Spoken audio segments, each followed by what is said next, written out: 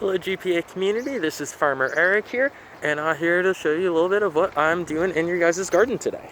So, we have officially gotten a lot of our summer crops for this season into our greenhouse, which means it's time that I can start planting some of those in your garden. So today I'm mainly going to be planting tomatoes, a couple different varieties. I have these ones, which are called celebrity tomatoes, just your typical big red globe tomatoes. Then I have a couple varieties of cherry tomatoes. I have one that's called black cherry. So those are going to be a deepish purple, sort of black color. So those are these ones. And I also have another cherry tomato variety called Sun Peach, which is these ones. And the plants look pretty identical, so I'll make sure everything's nice and labeled. Yeah. Then I got some tomatoes that I'm going to be planting. I'm going to be planting some cucumbers, two different varieties today. I have some striped Armenian cucumbers.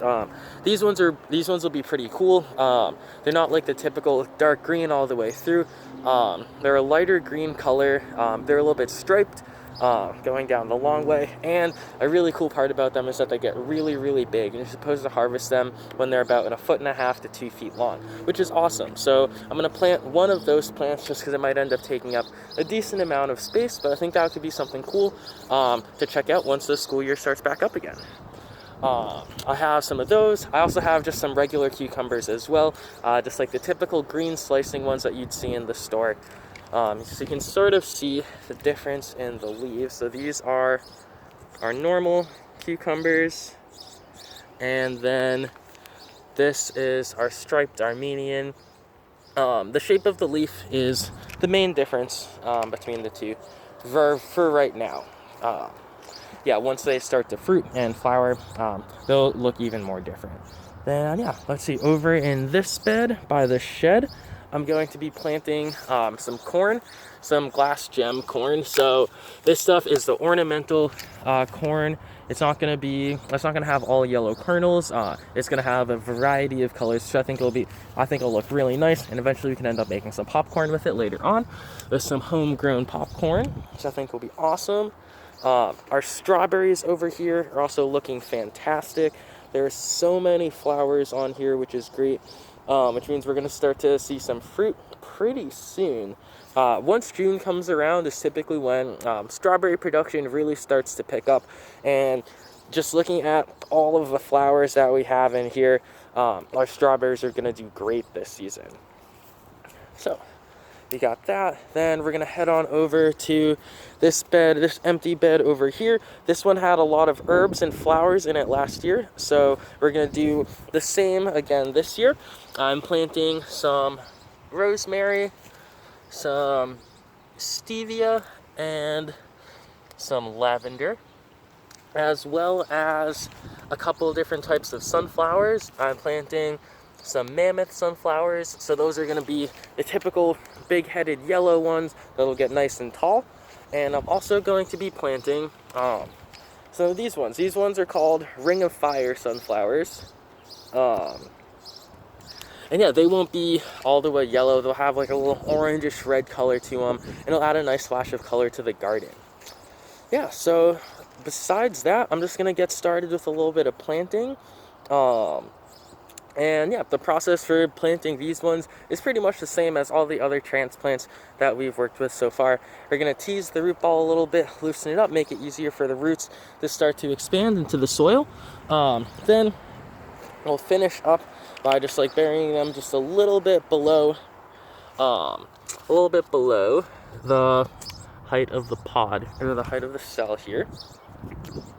So just a little bit below that. Then, one other cool thing that I wanted to talk about when it comes to planting tomatoes. So tomatoes are actually a little bit different. When we have tomatoes, we want to plant them a little bit pretty kind of deep in the ground, because with our tomato seedlings, there is, you can sort of see it, but if you see a tomato plant, there's along the stem there's a bunch of little hairs on it, and these hairs, if the plant gets buried, if the the plant is, say, bending over and the stem starts to touch the soil, these hairs will actually turn into roots, and the tomato will be able to root itself sort of sideways on the ground.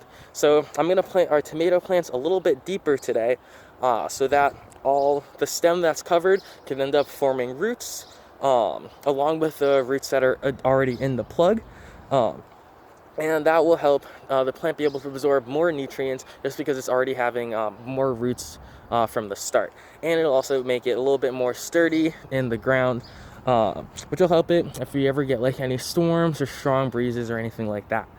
So yeah, let's plant a tomato plant and see how that's looking. So with our tomatoes, I'm going to start off with some of our celebrity tomatoes. So these are the full-size ones.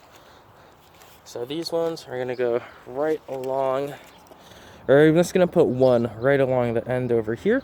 So we'll have a nice variety of cherry tomatoes and full-size tomatoes this year. So we'll take this guy out.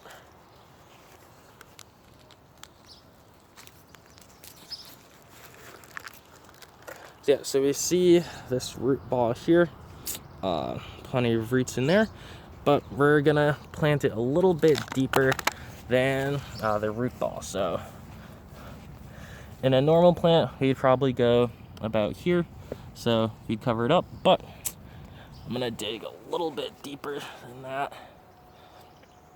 and place it in there like so. Yeah. And now from here, yeah, we just have to wait for our tomato to establish itself over the coming week. Then once it's established itself, it'll start to grow from its leaves and not just underground. We'll actually be able to see the growth, which will be awesome.